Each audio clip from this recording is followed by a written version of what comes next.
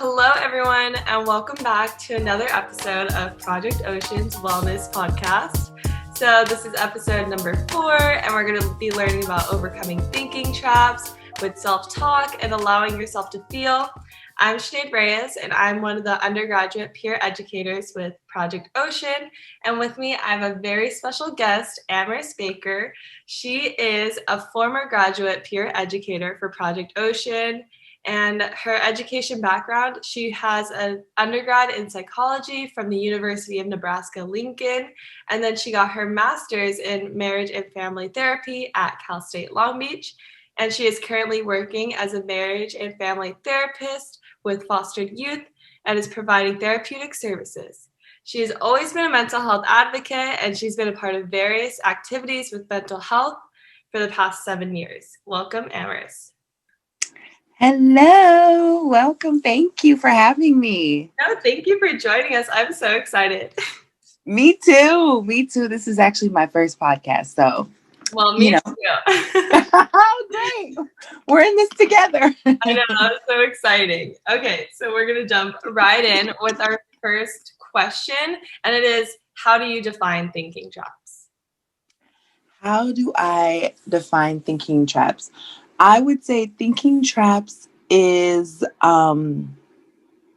think of like a area in your brain, maybe like with probably most likely negative thoughts, and you kind of choose which negative thought you want to kind of meditate on, and you meditate and think about it, and then it kind of overcomes you, and it's just kind of a downward spiral where you are in captivity with this thought, where you can't really see outside of this thought.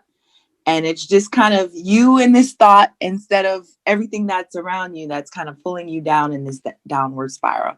So that's how I kind of mentally see thinking traps. It's kind of like this, like a dark hole kind of sucking you in, kind of pulling you farther and farther away of reality. Kind of sounds kind of dark, but it can be sometimes. It can be dark, really. Yes, that's how I kind of define thinking traps. No, I feel the same way when I'm in a thinking trap, which I recently discovered what they were actually. I was like, this makes so much sense. I'm so happy there's a name for it. I just go spiraling. So yeah. And I guess the clinical term for it is cognitive distortions. Oh. So yes, that's another term for it, because there's different ways you can get stuck, or different types of thoughts and concepts that you can be focused on, or that kind of pulls you down in that downward spiral. But we'll get more into that. Yes, that does sound kind of dark, the clinical term. So yeah. Yeah, a lot of times people don't really know what cognitive and distortion sounds very fancy, and it is. It really is. Fancy. Okay. And so, what are some common thinking traps that you think most college students are falling into? Well, there's a few. I think, for one, the most common that I see is definitely jumping to conclusions in simple terms. So that means that you're interpreting or defining a situation with little to no evidence. And so there's like 2 different types, just to go into a little bit more detail of jumping to conclusions. So there's mind reading, and that means you're interpreting the thoughts and beliefs of other people without adequate evidence. So like, for example, since this is for college students, we'll say, oh, I think this professor doesn't like me because they didn't give me the grade that I want. They probably think that I'm stupid. I'm going to fail this class. And then the other type of jumping to conclusions is fortune telling. And of course, that's kind of self-explanatory. It's that expectation that a situation will turn out badly without any evidence. So I think we can both agree that, we've seen it and we've done it ourselves. So for me, that's one of the most common. Another one I see a lot, even when I was a college student, is disqualifying the positive, or just dismissing or minimizing. So you can, for example, when I first heard about disqualifying the positive, I was like, oh my God, I've done this so many times when it comes to especially presentations I would give in class. And, you're really nervous when you're talking in front of the class. It's completely normal. And then afterwards, people might come up to you and say you did a good job. But guess what? You're stuck on that stutter that you had besides the 50 minutes that you presented your concept or your side or presented all this interesting information, and you're stuck on a stutter. So you're disqualifying the positive that people see or that you've done, and just focusing on that, maybe even that small negative thing or mistake that you made. So that's another common one that I see. And then should statements are another common thinking trap, like I should be this way. So that's just the belief that things should be a certain way. Like, for example, I should always get straight A's, or I should always be the perfect student, or I should always make my parents happy. That's a lot of pressure that you're putting on yourself. And I think a lot of times when we have such high expectations, it will naturally create a lot of anxiety. So it's really important to kind of explore, okay, where does this belief come from? Who told me that I should always be a certain type of way? So it really comes down to kind of challenging that. And yeah, so I'll give you 3. There's a lot. Yeah, there Of definitely thinking are. trap. Yes, but those are kind of my top 3 that I definitely see, and especially for myself as a college student, or in the past when I was a college student. Yeah, you just reminded me when you're talking about should thinking, like Mm-hmm. of all or nothing or black and white thinking, because that's something Mm-hmm. I struggle with. I'm either like, it's going to be an A or I'm going to fail the class. There's no in between. Exactly. Yes, So, that's another one too. yeah, Mm-hmm. I'm always thinking about that one. I'm either it's 4.0s or fail every class. Exactly. And yeah, a lot of, and there's information on thinking traps. There's a whole list. You can just Google them, or cognitive distortions, and you'll see how some of them are kind of very similar. And it's just when I work with my clients, doing activities like this, or talking about cognitive distortions, it's just like mind blowing, because they're like, there's a word for that. Yeah, exactly. Yes, there is. I had the same thought when I was researching this topic, and I recommend everyone listening to also look it up, because I'm just a regular student minding my own business, and I didn't know there was words for my thoughts that I was having. These are rational Yes. thoughts. Yes. And that's why, just education and just exploring and counseling, therapy, talking about it is very important. So important. Okay, so now we're going to go into a different question, which is, how do we know when we're falling into thinking traps? That's a great question, because I just want to start off saying, if you're not aware, first off, of what it is, you won't know, because that's kind of all you've done your whole life. But one thing that comes to mind is, for me, if this is something new, a new concept for you, it's like, can you get your mind to think about something else? Is it easy to kind of distract or redirect your brain about something else? And if it's not, then yeah, you might be trapped. You might be a little bit stuck when it's hard to redirect yourself. It's hard to think about, maybe you're thinking about the grade, and you have this fabulous meal in front of you, but you cannot think about that grade you got, or a B, C, whatever the grade is, because you're trapped, and you can't focus on what's in front of you. So that's a one sign that okay, maybe I'm spiraling down, because I'm in front of my friends, I'm talking with family, I'm in a positive situation, but somehow I'm stuck on what happened yesterday, or I'm stuck on the grade that I got, or I'm stuck on the presentation that I did. That's not even my present reality. Mm-hmm. Mm-hmm. Yeah, for me, thinking traps, they just come up so quick that I don't even Mm-hmm. realize I've fallen into one until my mood is just completely shifted and my thoughts are now negative and I'm feeling negative. And it's just kind of Mm-hmm. like It's literally a trap. The name is quite suiting, if you ask me. It is. I agree. I completely agree. Yes. So if it's just you and a thought for especially a long period of time, you're definitely, trapped in that belief. Yes. And so Mhm. that kind of brings me to my next point, which is Mhm. how can we manage or cope when we're falling into our thinking traps? Ooh, that's another great question. I love all these questions. Well, first, I mean, what we just discussed, it starts with knowing what it is. It starts with calling it out. If you don't know what it is, it's hard to get out of something if you don't have a map or you don't have any sense of understanding of what's going on. You're kind of lost. So that's my first, I guess, step, or the first thing you have to do before you can even cope. You have to recognize what's going on within yourself. So self-awareness, mindfulness, all of that. And just being aware of like certain thinking traps or cognitive distortions. Um, so that's number one. Number two is kind of challenging those thoughts first. Um, Saying, what proof do I have that this is completely true? And maybe you kind of already have some proof that it's true, but let's challenge, like, is there any possible way that this cannot be true? And let's think about that. And a lot of times positive self-talk might help.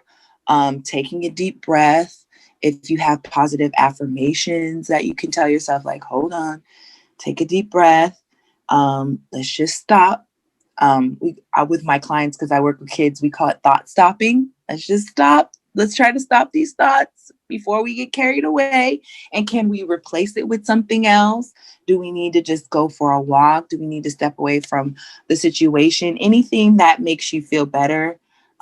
Any way you cope naturally, like with music, taking space, watching TV, binge watching something. It is okay to do those things. But most importantly, I think recognizing what it is, challenging it, replacing it, and then utilizing that coping skill of taking a deep breath, walking, or however you cope. Yeah. Yeah, that's Mhm. wonderful. And like, Mhm. since I've realized what thinking traps were, I've been trying Mhm. to use the word like irrational. Like when I find myself Yes. thinking something, I'm like, this is irrational. What could actually happen? And so I guess that kind of falls into your like challenging it. Hmm. I'm not gonna Yeah. let thoughts get to me anymore. So Yes, yes, because like as I mentioned before, when you're stuck in that trap, you're stuck and you're not focusing on a different perspective or even what's in front of you. Like, what's your reality? So I like that you brought up the word irrational and rational. yeah, You that's know, it's not necessarily, we don't want to say it's bad or good or negative or positive. I really like the term irrational or rational because it really pushes you to be a little bit more logical with yourself, a little bit more understanding of the bigger picture, not just one aspect or one thought. Let's try to, that's why I say redirect. Maybe if, the teacher, you didn't like something the teacher said, the teacher might have had a bad day and it has nothing to do with you, and you're not the only student that teacher was directing that type of energy towards. So just let's challenge it. Let's look at a bigger picture, a different perspective. And a lot of times that kind of alleviates that trap too. It's like, okay, I never thought of it that way. And that already is like an instant like relief of like, wait, hold on. When you put it like that kind of helps, that doesn't put all the pressure on me or the responsibility on me for why I'm feeling this way.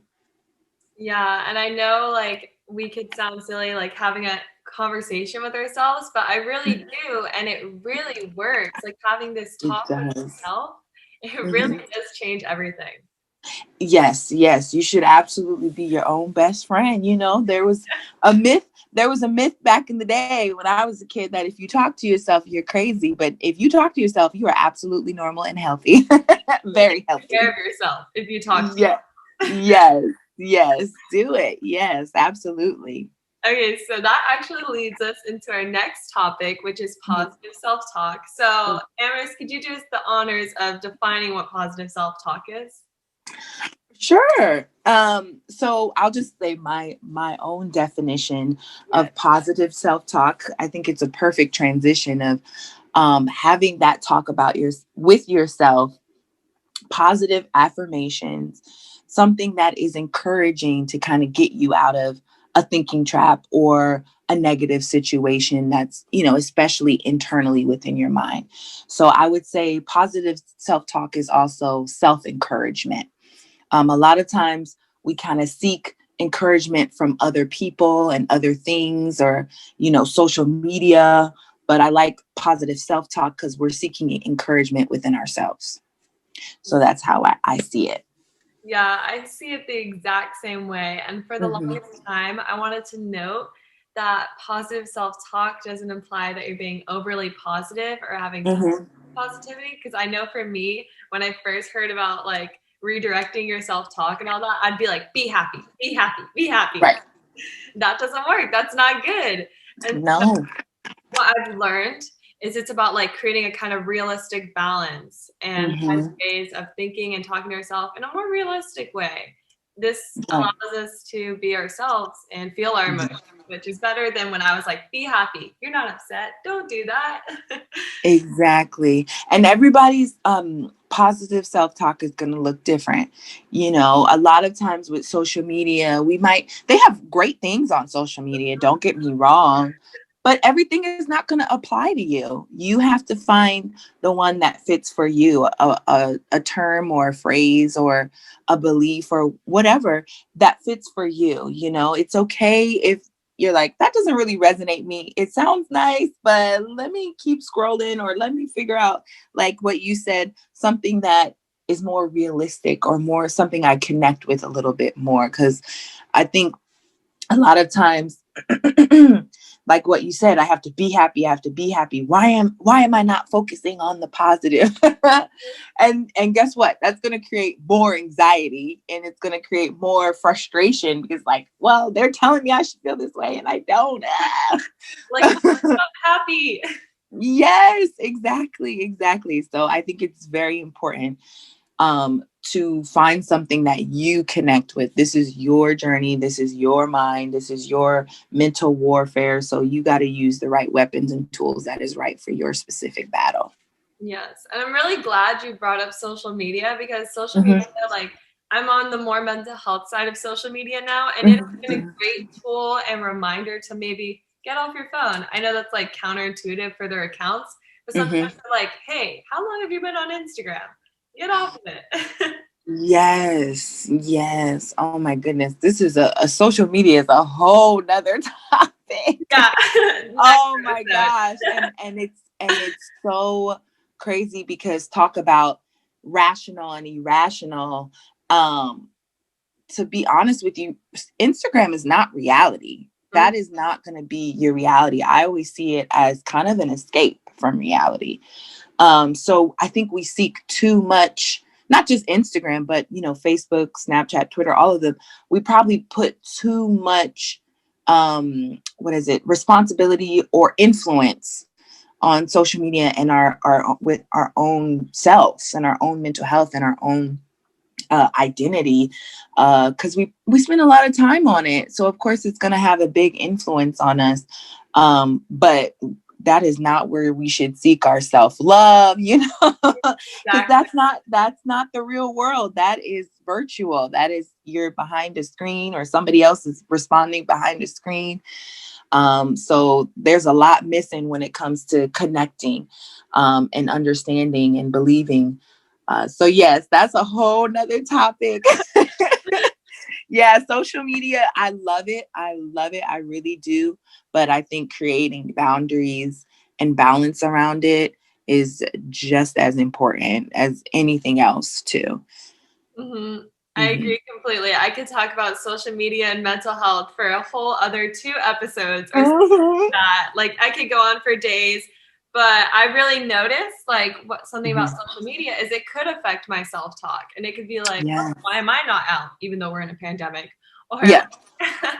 why am I not posting selfies? So it does affect like self-talk in a way, but I try and like foster positive things in my feed. Like I Right. follow positive things. And another thing is there's so much out there. Like it's overboard, it's bombarding you with information and phrases and whatever. All of this stuff is just coming at you. You're just scrolling through. You look, scroll, 5 seconds, scroll. And that could be overwhelming too, because it's just so much. I don't want to say false information because that is not the right term, but it's just so much information. You don't really know what's true, what's not, but you see it and you automatically believe it. And that can take you down to a downward spiral too. So that's why I think having balance around it and boundaries, setting those boundaries, like, okay, it's been a bit too much. I know for me, like, something that I think I struggle with is like seeing like the perfect body.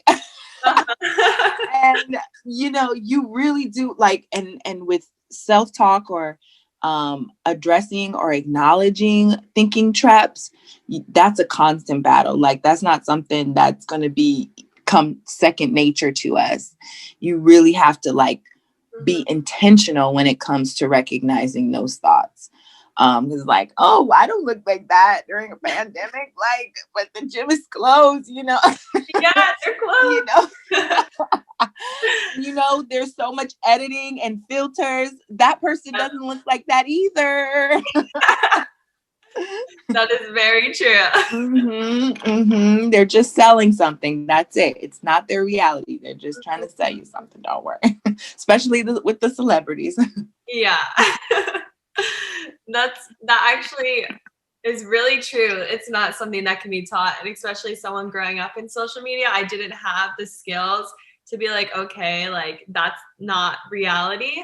And so yeah, that's how it affected my self-talk. But I really love how you mentioned like finding a balance in all that. So I wanted to like go into our next question. And it's like, what is a good example of positive self-talk in a balanced or realistic way? I know we covered a few, but. Oh, sure. Let's see. For me, how I say, I guess positive self-talk in a realistic way is, maybe if you didn't get the grade you wanted or you didn't perform how you wanted to, I always like to give myself a little bit of hope, because it will just be kind of like if I don't give myself hope, it's like that's the end all. So for me, what I like to say is like, I did not get the grade I wanted to, so I'm gonna acknowledge like this sucks. I didn't get the grade I wanted to, or I didn't perform how I wanted to, but I know I will have an opportunity to try again. Like and that kind of also gives me something to look forward to. Too. It's like, not, I didn't get the grade I wanted to, period. It's like, wait, let's make it a comma. Yeah. Yeah. So for me, it's like, it doesn't have to end there. Like, acknowledge, like, man, I am so mad that this person hurt my feelings. But you know what? I have people that I can talk to about this. Or, just, I would just say the simple thing: don't make it a period, make it a comma when it starts with positive self-talk, because there is an opportunity for something else, or there is an opportunity, another chance. If you still have, breath in your lungs, there's an opportunity for you to change how you feel about that situation. So that's a simple way for me to remember like positive self-talk, like acknowledge it, but don't make it a period, make it a comma. Like how can we move from this still? Yeah, I think that's a beautiful way of thinking of it. Now I'm trying to think of like all the negative sentences in my head. If I just changed it to a comma, I could. Yes, don't make it a period. The sentence isn't over. Yeah. The situation's not over. Yes. Okay, so that is all I have for positive self-talk. I kind of want to move in the direction of allowing yourself to feel. So tend not to allow ourselves to feel our emotions that are viewed as negative, like sadness, fear, anxiety, due to like the stigma around it. Yes. So I wanted to ask, why is it so important to give ourselves permission to feel? Oh my goodness. Yeah, that's a great question. I think I've said that for each question, by the way. Well, Good job. great question. um, yeah, I think it's so important for us to feel, um, first off, we're human beings. It's natural. And unfortunately, we have been taught that it's not. So I think that's already going to create this inner conflict of trying to fight what's naturally that what naturally comes with this experience of life. So that's one thing why it's so important. This is, we are, I do believe we are like emotional and spiritual beings living a human life. Like, so it's just a part of who we are, our essence. It's kind of what separates us from other creatures and species is that emotional piece, how we connect and relate. And a huge part of that is through emotions, like with love and care and sadness and fear. Like, I also see emotion as a way of connecting us. And unfortunately, if we hide it or suppress it, we're actually decreasing our chances of connecting with others. We're all experiencing it alone, but it's like, man, we all really do feel the same emotions, maybe at different times, but we all do feel those emotions. And it's unfortunate that we suppress those feelings because we miss the opportunity to connect with others. But I think that's why it's so important, for us to feel. I mean, of course, it's natural. And then it's also an opportunity for us to really feel and connect with others. And that's why I think sharing and talking about it is so important. And I think identifying support that you have. Because I think a lot of times when you suppress it, it also creates this belief that you're alone. When you say, oh, I don't feel that way, or I'm not sad, or, I'm strong, I can get through this. That kind of inner child, that inner self is like just shrinking and shrinking. And then another thing I think about it, the more you let it build up, the more you don't allow yourself to feel, you can have a big explosion. And and then of course you might even display it or express it and out of proportion or in the wrong situation or projection, or just take it out on the wrong person because you've let it build up for so long. So handle it now while it's small before it becomes something major and you end up hurting yourself and other people. So that's why I say, oh yeah, it's very important, for the connection piece, for that natural just experience of it, but also you want to decrease that, that explosion that you can have, because since it's natural, it's going to come up. It's going to impact you one way, whether you think it won't or not. Yeah, I think those are all great points. That kind of makes me think of like, that's how we might feel as college students, because we might see everyone else. And it's like, oh, everyone else is happy. Everyone else is stable. And so we might feel the need to like suppress like how we're feeling. And it's really important to be realistic. Like, not everyone, the way they put themselves out there is their reality, like we mentioned earlier. And also when you talk about the explosion, that reminded me of myself, because like sometimes when I don't allow myself to feel, I feel like my body's taking tally. And then maybe like 10 times, it's like, nope, it's time to come out. And it's Exactly. And I'm so happy you brought up the body. Yes, that there's a book called The Body Keeps a Score. That is so true. I didn't even know that. Just the title alone is just everything. Because like I mentioned, it's a being emotional and having feelings is so natural. It's gonna impact you whether you believe it won't or not, but whether you believe it or not, it's going to impact you. And a lot of times when you try to suppress it mentally or not think about it, or it's, trapped away in a closet in your brain, it's going to come up feeling. It manifests, I'm sorry, not feeling, but it's going to manifest physically. And that's with stress. If you're stressed, but you don't really express that you're stressed, but somehow you have like inflammation. Inflammation is a huge sign of stress, by the way, wherever in your body, or high blood pressure, high cholesterol. all of those things can be influenced by stress. It's crazy, the things that I've been learning about how your body really is a system. It's kind of naive to believe that it's not connected, that not every part of you is connected. It really is.